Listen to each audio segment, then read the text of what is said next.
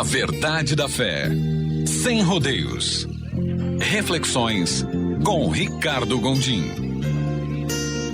Gálatas 6, de 1 a 10. Queridos irmãos, eu estava pensando durante essa semana que uma igreja custa muito caro. A mobilização de recursos financeiros para viabilizar uma igreja é enorme.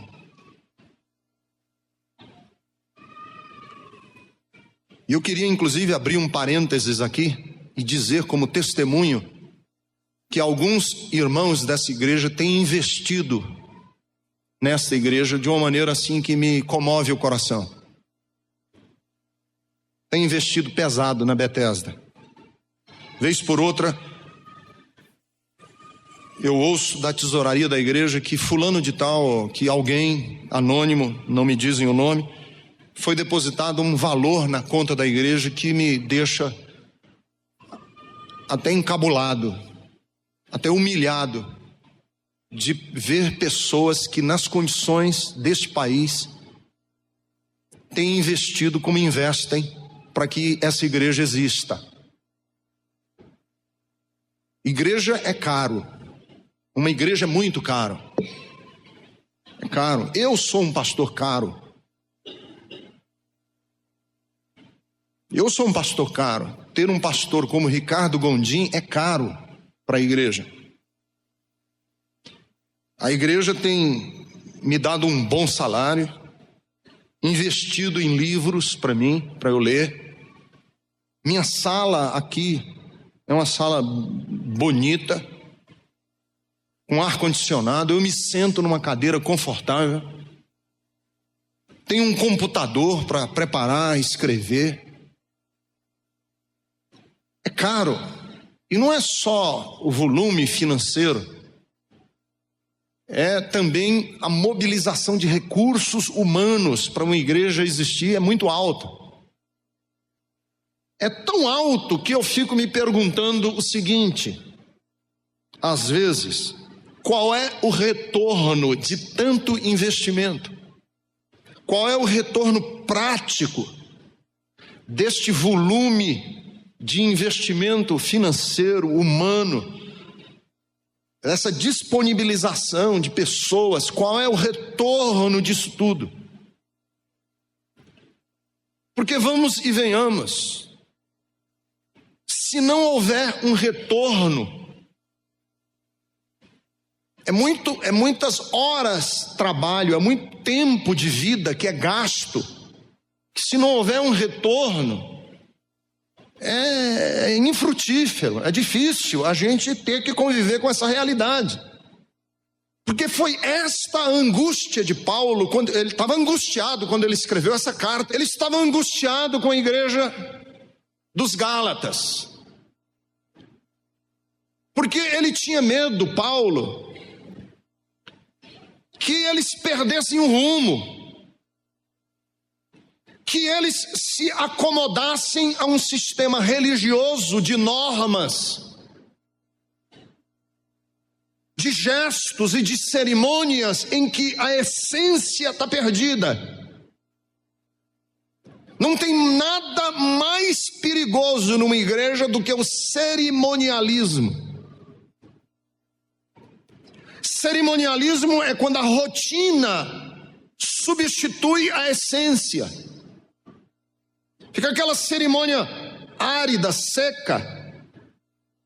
Não tem nada mais perigoso numa igreja do que o legalismo. O que é o legalismo? É quando a lei substitui a essência. Legalismo, a lei substitui a essência. Por que eu estou fazendo o que eu estou mandando? Isso é lei, isso é legalismo. Já não sei mais pelo que estou fazendo. Não existe nada mais terrível para uma igreja do que o tradicionalismo. Tradicionalismo é quando o costume dos nossos antepassados substitui a essência. Por que nós estamos fazendo assim? Porque os nossos pais fizeram. Mas só porque eles fizeram, eles fizeram e nós vamos continuar fazendo assim até o fim.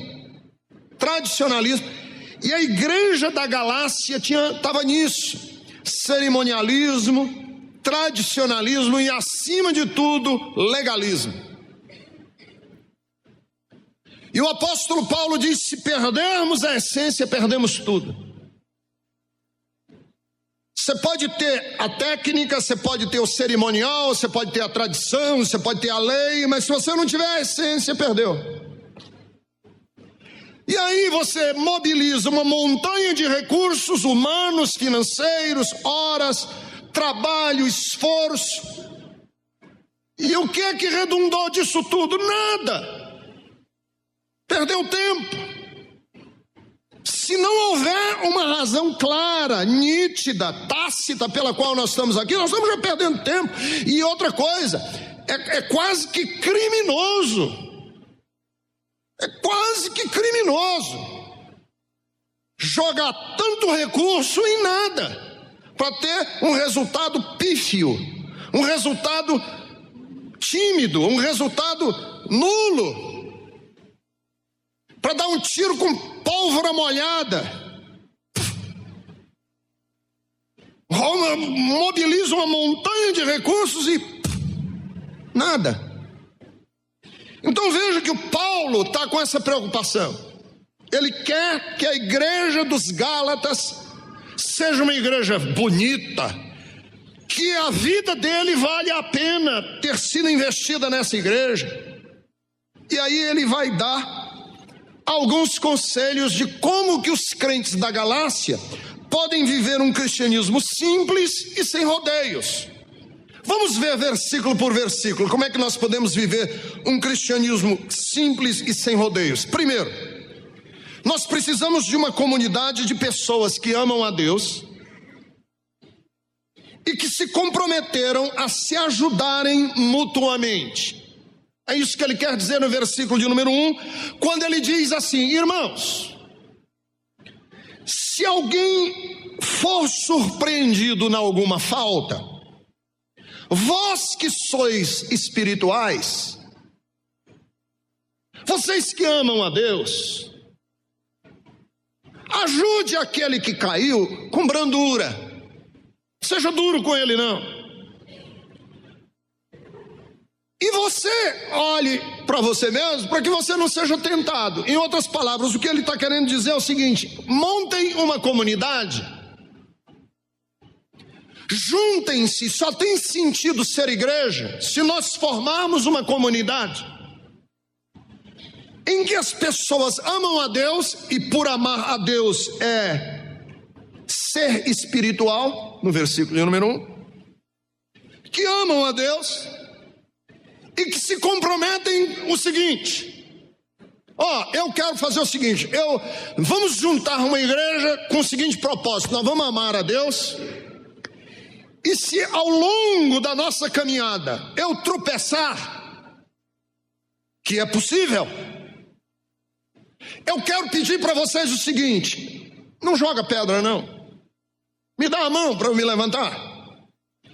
Que eu me comprometo com você é o seguinte: que se você cair ao longo do caminho, eu não termino de matar. Se você cair ao longo do caminho, eu vou me esforçar para você se levantar. É isso que ele diz no versículo de número 1.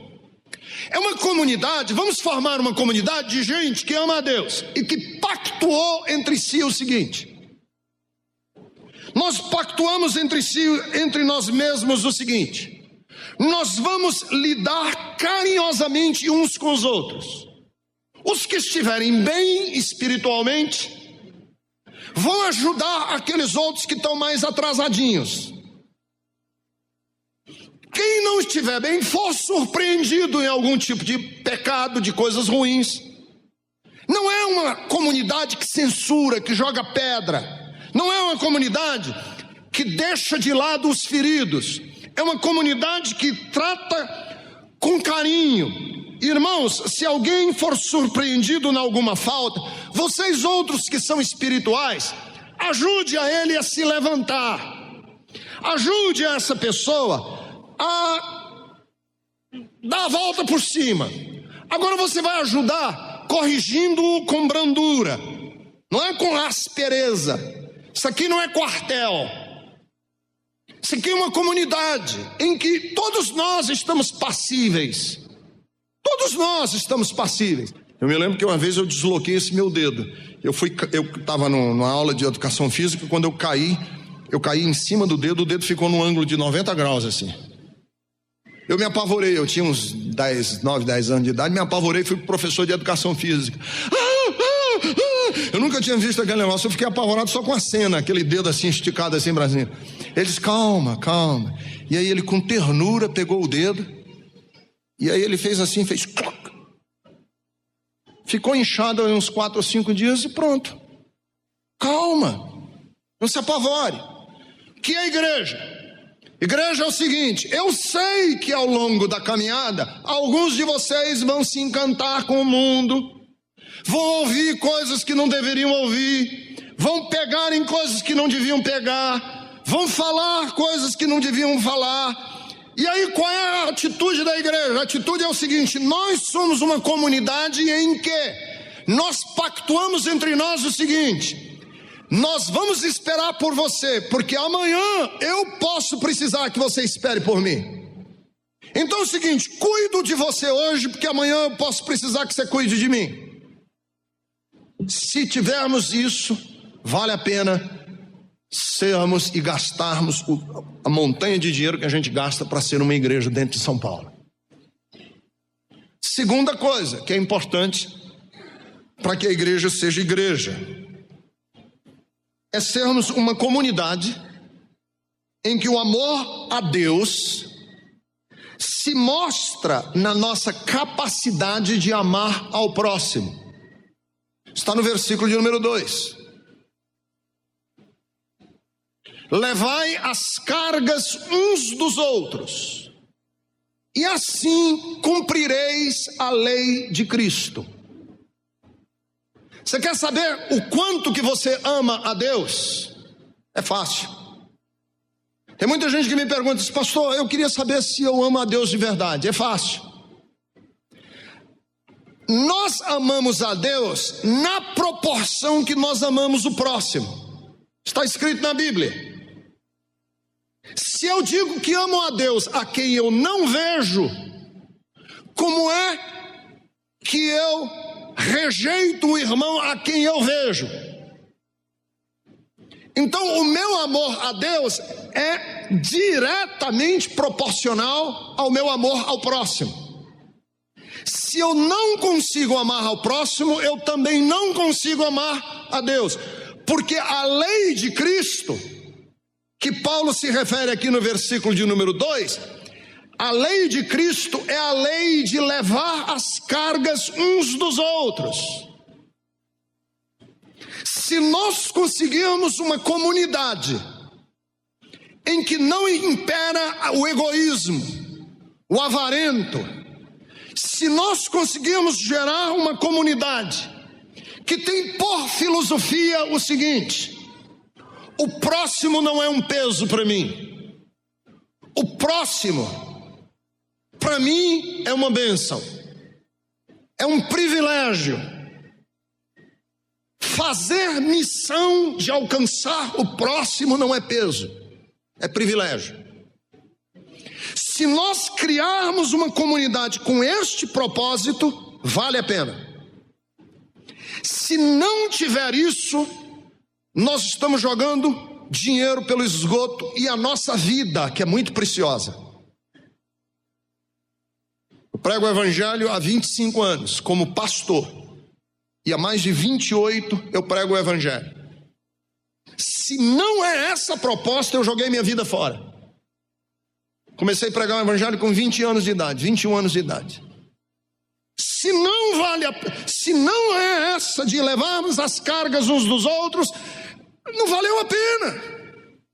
Criar euforia religiosa, criar euforia, êxtase, catarses religiosas, é muito recurso, é muita vida. só tem sentido se nós cumprirmos a lei de Cristo. E qual é a lei de Cristo? A lei de Cristo está resumida. Jesus disse: toda a lei e todos os profetas se resumem em 2 mandamentos: amar a Deus e amar o próximo como a si mesmo. Se isto não é verdade, se isso não se cumprir em nós, não existe cristianismo. Quando eu estava preparando essa mensagem, eu li a história de 2 amigos. É linda essa história, presta atenção. 2 amigos muito doentes, ou 2 homens muito doentes, se tornaram amigos na enfermaria de um hospital. Os 2 estavam muito doentes e ocupavam as 2 únicas camas de uma enfermaria de um hospital. Nesta enfermaria havia apenas uma janela. E todas as tardes, uma enfermeira vinha e levantava a cama do doente que estava mais próximo da janela, para que ele ficasse na vertical e assim não comprometesse tanto os seus pulmões. O que estava do lado, portanto mais longe da janela, não conseguia sequer mexer o pescoço. Estava na posição horizontal, muito doente. Por estarem confinados na cama do hospital, os 2 acabaram se tornando amigos. Conversavam quase que o dia inteiro quando estavam acordados. Os 2 contaram sobre as suas aventuras de adolescentes, sobre o serviço militar, falaram dos filhos, da família, do trabalho e de como eles gostavam de pescar. À tarde, vinha a enfermeira e levantava a cama daquele que estava próximo da janela. E quando ele ficava sentado, ele gastava o tempo que estava sentado descrevendo para o amigo o que se passava do lado de fora da janela, que o outro não podia ver porque não podia nem sequer levantar a cabeça. Então ele passava para o amigo as descrições do que ele via, como era bonito o mundo lá do lado de fora. Ele dizia: olha, mais para a esquerda da janela tem um parque, e há um lindo lago nesse parque. Os patos, os cisnes nadam e os meninos colocam os seus barquinhos para navegar no lago do parque. Contou dos namorados, do beijo que ele via o namorado dar na namorada. Descreveu um dia até o arco-íris que ele viu por cima de uma das árvores do parque. Falou da rua. E ele disse: lá do outro lado do parque eu vejo os automóveis, mas eles estão tão longe que parece que estão deslizando na pista sem fazer barulho. E o que não podia se levantar ficava viajando na descrição do amigo do que passava no parque. Numa tarde de verão, ele inclusive descreveu uma banda que tocava no parque, e ele dizia: parece que o mundo está em festa. Dias e semanas se passaram, meses se passaram, e essa era a rotina. Todos os dias ele descrevia. Numa determinada manhã, quando a enfermeira chegou para o banho matinal, aquele que ficava perto da janela morrera dormindo à noite, sem nenhum barulho, simplesmente expirou e morreu. Óbvio que o amigo chorou, e enquanto estavam levando o corpo, ele, que não podia se mexer, perguntou para a enfermeira: será que a senhora não poderia me transferir para a cama do meu amigo? Eu queria ficar no leito que meu amigo passou todos esses meses comigo aqui no hospital, próximo da janela. Lógico, respondeu a enfermeira, logo que eu terminar, eu lhe transfiro. Daqui a pouco, a enfermeira transferiu ele da cama que estava mais longe da janela para a cama agora vazia perto da janela. Quando o colocaram na janela, ele pediu para dar uma olhada pela janela, para ver o parque que o amigo descrevia. Mas o coração dele afundou dentro do peito. Só havia a parede branca dos fundos do hospital na frente dele. Não havia parque. Ele contou para a enfermeira. E disse: todos os dias ele contava para mim do parque, das crianças, da beleza da vida. E perguntou para a enfermeira: por que é que ele fazia isso? Ela disse: há um detalhe a mais no seu amigo que você não sabia. O seu amigo era cego dos 2 olhos. Eu acho que ele descrevia o parque porque ele queria contar para você os sonhos do coração dele. Ele queria que você participasse do mundo de sonhos que ele vivia aqui na cama. Moral da história: ele sentiu alegria em fazer o amigo alegre. Ele sentiu paz em transmitir paz ao seu amigo. O parque, a vida, era uma maneira dele levantar e levar a carga do outro. Então deixa eu dizer para você, meu querido irmão, se você quer ser realmente feliz, basta lutar para que outros sejam felizes. Você diz assim: pastor, eu queria tanto viver uma vida feliz. Deixa eu lhe dizer, se você quer ser feliz, a partir de hoje, queira que um outro seja feliz. Queira que o próximo seja feliz. Você quer que a sua carga seja leve? Comece a levar a carga de um outro sobre os seus ombros. Você quer que a vida seja bonita? Faça a vida de outro ser bonita. Porque é assim que nós cumprimos a lei de Cristo. Levai as cargas uns dos outros, diz a palavra, e assim cumprireis a lei de Cristo. Só vale a pena sermos comunidade, em terceiro lugar, se não houver um clima de estrelismos entre nós, de soberba. Se nós formos uma comunidade em que todos estão nivelados pela graça. Paulo diz isso no versículo de número 3.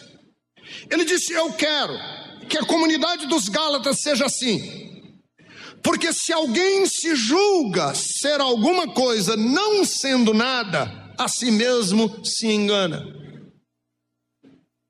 Só vale a pena ser comunidade se nós formos uma comunidade em que não existem ricos, nem nobres, nem bonitos, nem famosos, nem gente com conexões certas, nem gente que saiba abrir caminhos nos gabinetes oficiais. Nós fomos uma comunidade de gente que se trata por irmão e irmã. Um adolescente chegou para mim e disse: pastor, você não acha assim meio brega chamar esse negócio de irmão e irmã? Eu digo: não, eu acho até legal. Você é irmão, eu sou seu irmão, não tem doutor, não tem... Um dia desse eu fui num lugar aí, o líder da igreja tinha, antes do nome dele, uns 6 títulos. PhD, DD, não sei o que, apóstolo fulano, não sei o que. Eu digo: o que é isso? Paulo diz assim: porque se alguém julga ser alguma coisa, ele não é nada. E o livro de Eclesiastes diz que nós somos o pó, nós somos vaidade, nós somos um sopro ligeiro que passa rapidamente. Nós podemos passar de uma hora para outra. Ninguém é nada, nós não valemos nada. Aí você diz assim: e o que é que nos nivela? Sabe o que é que nos nivela? É que todos aqui somos pecadores, condenados ao inferno, salvos pela graça. Esta é a grande verdade. Todos nós estamos aqui. E se formarmos uma comunidade com esta identidade, vale a pena gerarmos uma comunidade em que o doutor e o peão, em que a dona de casa e a médica, em que o jovem universitário que está fazendo mestrado e o jovem que não tem escolaridade nenhuma, se amam e se querem como família de Deus, olhando para o outro e dizendo assim: nós somos salvos pela graça de Deus. Isso vale a pena, isso é lindo.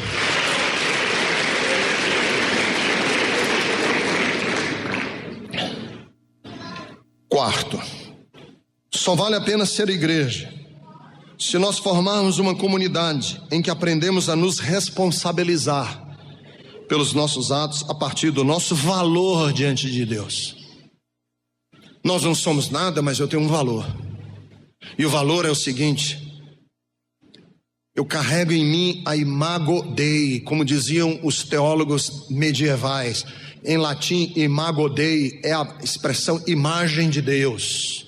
Eu carrego a imagem de Deus. Você carrega a imagem de Deus em você. Você tem valor. E porque você tem valor, isso não é apenas um privilégio, é uma responsabilidade.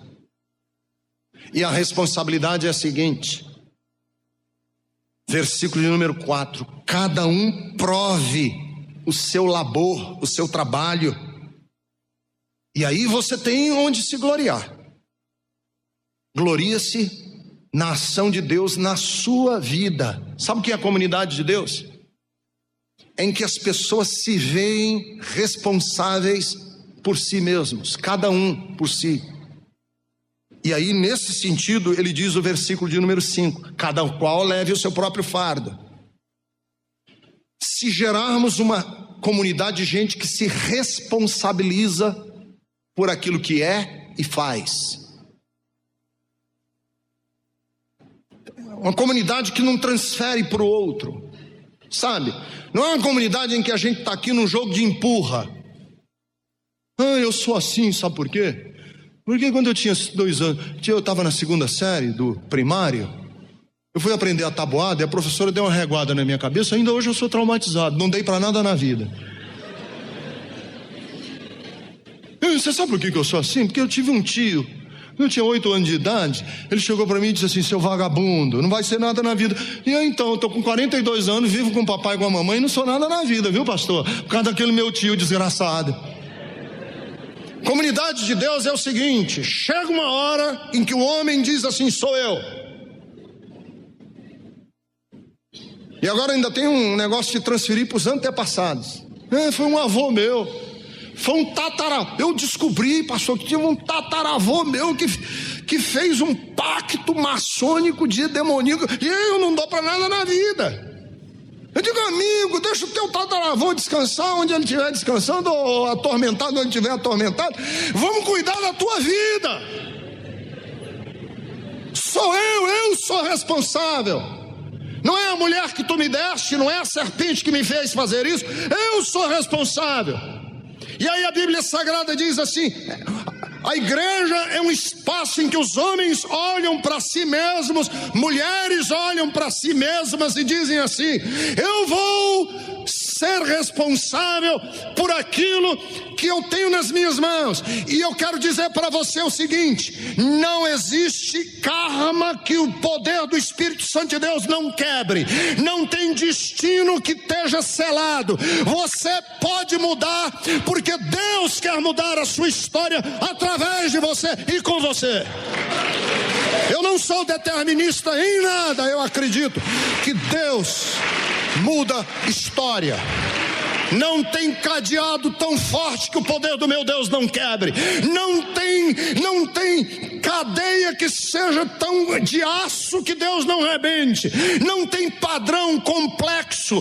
Não tem código genético que Deus não mude. Você diz: eu nasci assim, nasci torto e vou morrer pau torto. Pois deixa eu lhe dizer, tem um carpinteiro que conserta pau torto. E ele nasceu em Belém, viveu em Nazaré. E ele sabe consertar vidas. Porque ele consertou a minha.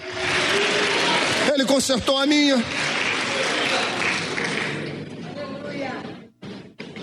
Quinto, nós precisamos ser uma comunidade que reconhece, e agora eu vou ter que andar com bastante cuidado, porque de uma certa maneira agora eu vou legislar em causa própria.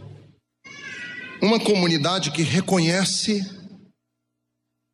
uma liderança espiritual, se submete a ela e a valoriza como um presente de Deus. Só tem sentido ser igreja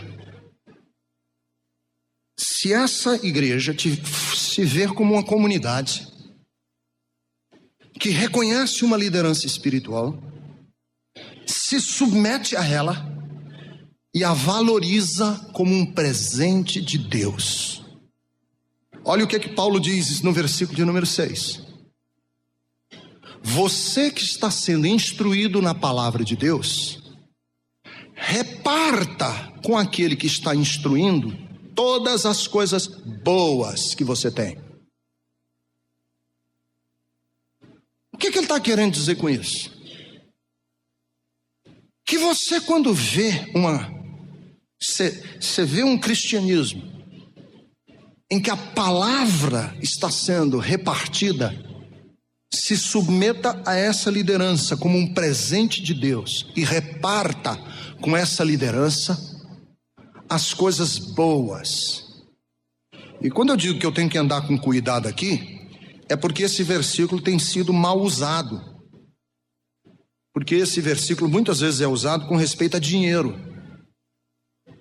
Que é verdade, tem que repartir com a liderança espiritual financeiramente. É isso que o texto está dizendo também, mas não só isso. Então você que está sendo instruído na palavra, faça participante o que instrui, Joe, das coisas boas. Mas boa não é só eu vou cobrir meu pastor de presente. São bem-vindos, mas não é isso. Coisas boas é o seguinte: é o que Deus está fazendo em mim, pastor. Eu reconheço você como uma liderança espiritual. E olhe, Deus está fazendo na minha vida. E quando eu digo pastor, não é Joe, nós outros. Liderança espiritual da igreja. Pastor Mário, pastora Jerusa, pastor Eliel. Reparta com a sua liderança as coisas boas. Sabe por quê? Porque tem gente que reparte com o pastor só o que não presta. É verdade. E outra coisa, parece que tem uma disputa com o pastor, como querendo dizer assim: eu ainda pego esse desgraçado no contrapé. Não faça isso. Porque sempre tem alguém que está em liderança que é visto pelas pessoas como um desafio, e a pessoa às vezes se ressente de lideranças. Então o que eu digo para as pessoas é assim, e isso se aplica não só a Bethesda, se aplica em qualquer comunidade espiritual.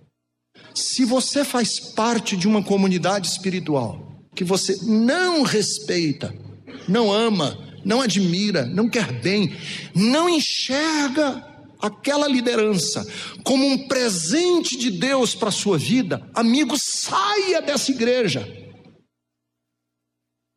Procure uma que você veja aquela liderança como um presente de Deus para a minha vida. Porque tem gente que fica aqui mesmo na Bethesda, mas fica com o coração amargo, com raiva, com ódio. Eu não tolero isso. Para quê? Você vai ficar com úlcera, gastrite, hipertenso, vai me deixar triste, vai deixar todo mundo chateado. Procure uma comunidade. Às vezes eu já conheci tantas pessoas que dizem: a gente sai do culto doente. Eu saio do culto doente com o que estou vendo. Não pode ser assim. É muito esforço, é muita vida. Comunidade de Deus é uma comunidade em que a gente olha para o líder e diz: este homem ou esta liderança ela é um presente de Deus para repartir a palavra de Deus conosco, para crescermos nas coisas espirituais. E eu vou dar de volta para eles tudo de bom que está acontecendo na minha vida. Isso é comunidade de Deus, essa troca. Uma comunidade que reconhece uma liderança espiritual, se submete a ela e a valoriza como um presente de Deus. Deixa eu dizer uma outra coisa sobre a igreja. Ela é uma comunidade que se enxerga como parceira de Deus na construção da história. Versículos 7 e 8. Está sendo quase que um mote aqui na Bethesda. De tanto eu dizer, o futuro é uma linha já traçada que eu ainda não vi, ou o futuro é uma linha que ainda precisa ser traçada? O futuro é uma linha que já está traçada, mas que eu não vejo, ou o futuro é uma linha que ainda precisa ser traçada? Deixa eu lhes dizer, eu creio que o futuro é uma linha que ainda vai ser traçada. Não está escrito ainda. Você escreve o seu futuro. E isso está escrito no texto, versículo 7 e versículo 8. Você escreve o seu futuro. Está ouvindo? Olha o que Paulo diz. Não vos enganeis. De Deus não se zomba. Aquilo que o homem semear, isto ceifará. O que semeia na sua própria carne, da carne colherá corrupção. Está em aberto, amigão. O que semeia para o Espírito, do Espírito colherá a vida eterna. Está em aberto. O futuro é uma construção hoje. Nós começamos a construir hoje o futuro. O que vai acontecer amanhã é o que você está fazendo hoje. Não se engane. O que você vive hoje, você plantou ontem. Encontraram na casa de um ancião, um homem com mais de 85 anos de idade. Olha o que ele dizia. Acordei hoje com entusiasmo. Para 85 anos de idade já é bonito. Pergunto-me, o que é que eu tenho que fazer antes que chegue meia-noite? A vida é um projeto em aberto. E eu sou responsável pelo que acontecerá hoje. 85 anos de idade. Meu dever é escolher que tipo de dia eu terei. Posso me chatear porque o dia está nublado, ou posso agradecer pela chuva que molha o pomar do agricultor.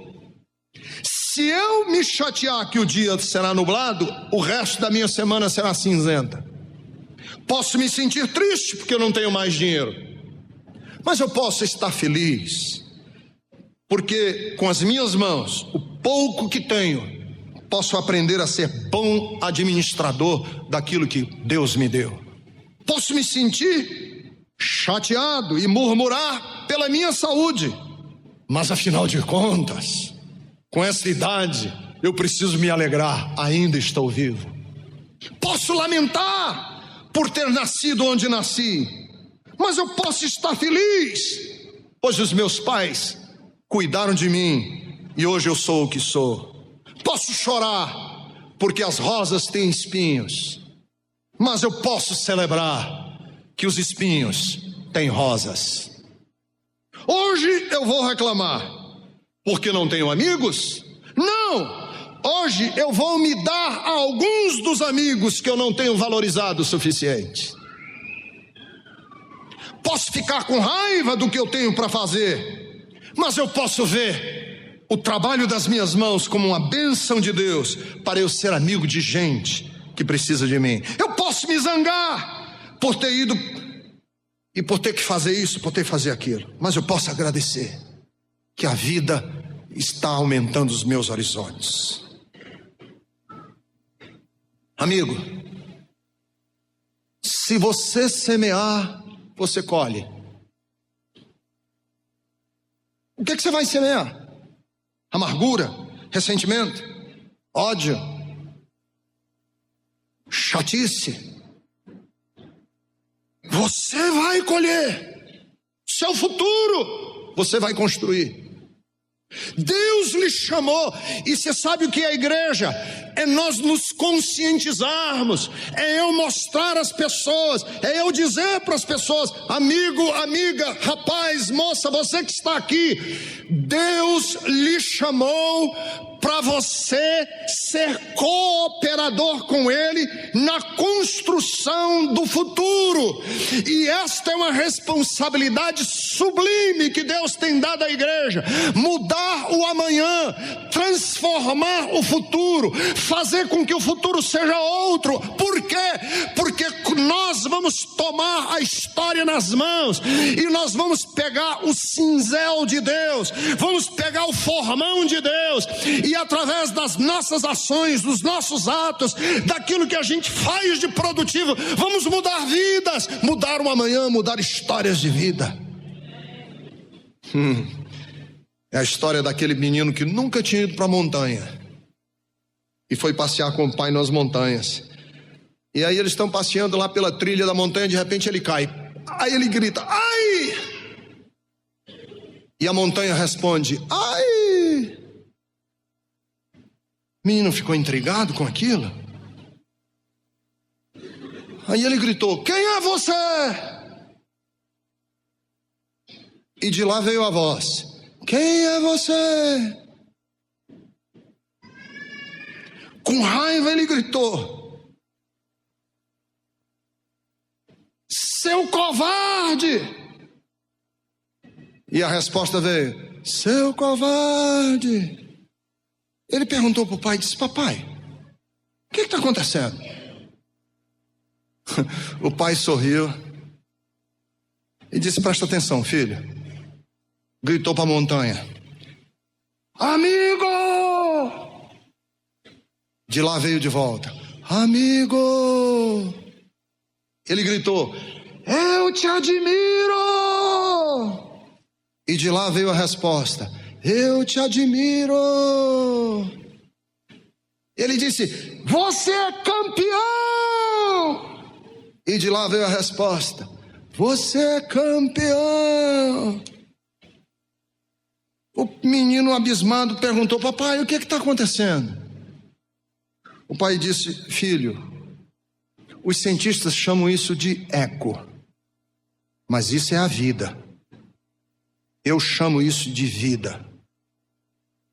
Ela devolve de volta para você o que você diz e o que você faz. A vida. A vida é apenas reflexo das nossas ações. Você quer mais amor no mundo? Dê amor. Você quer que o seu coração seja brando? Dê ternura. Você quer receber amizade? Plante amizade. Você quer receber elogios? Grite elogios. Esse é um princípio que se aplica em todas as dimensões da vida. A vida sempre lhe devolverá o que você deu a ela. Sempre. Sua vida não é por acaso. Você escolhe que caminho vai trilhar o seu amanhã. Eu vou terminar. Nós precisamos ser uma comunidade sem imediatismos.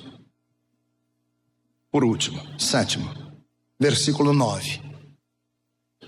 Não nos cansemos de fazer o bem, porque a seu tempo ceifaremos, se não desfalecermos. Uma comunidade só vale a pena. Essa montanha de dinheiro, de recursos, de tudo que a gente faz, só vale a pena se a gente não for imediatista. Nós estamos investindo a longo prazo. Igreja não pode ser imediatista, é longo prazo. Não se forma um homem da noite para o dia. Não se forma caráter na correria. Não se formam valores com euforia religiosa. A gente é longo prazo. Tem gente que diz, eu vi na Bethesda aquele mesmo tantinho de gente. Faz tempo que está naquele mesmo tantinho de gente. Não tem pressa. Paulo diz assim, não se canse de fazer o bem. Nós não estamos num concurso de encher a igreja, nem de popularidade.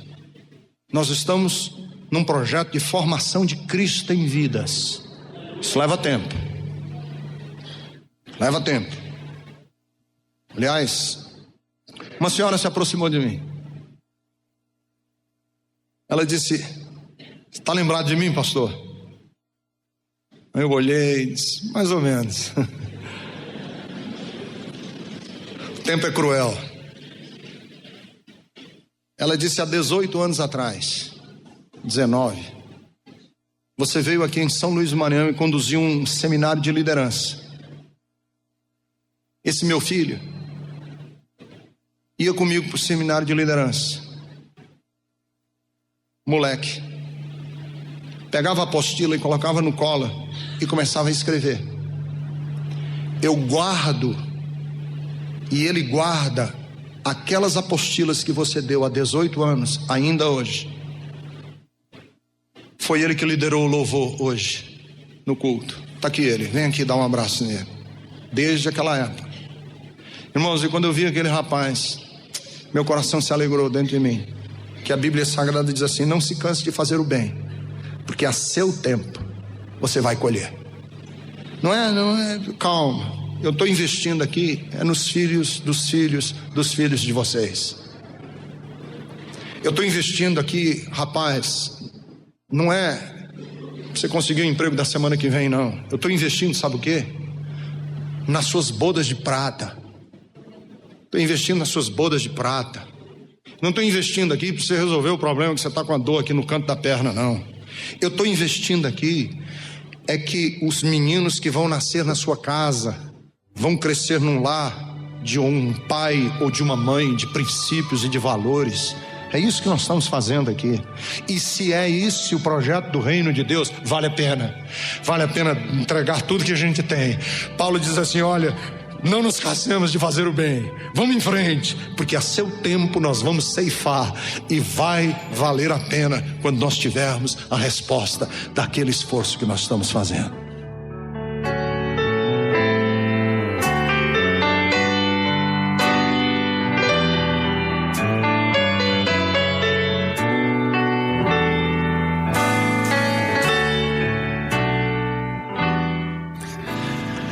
Pai bendito, ajuda-nos a cada dia a vivermos em melhores condições, a compreendermos a verdade que há em Jesus Cristo, a termos o mesmo sentimento que houve em Cristo Jesus.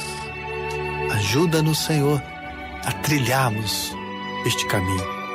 E eu rogo ainda por cada ouvinte que está sintonizado nesta programação, para que eles, Senhor, sejam agraciados pela presença do seu Santo Espírito, para que possam assim crescer, amadurecer, resplandecer na vida, como luzes que ajudam a iluminar outras vidas.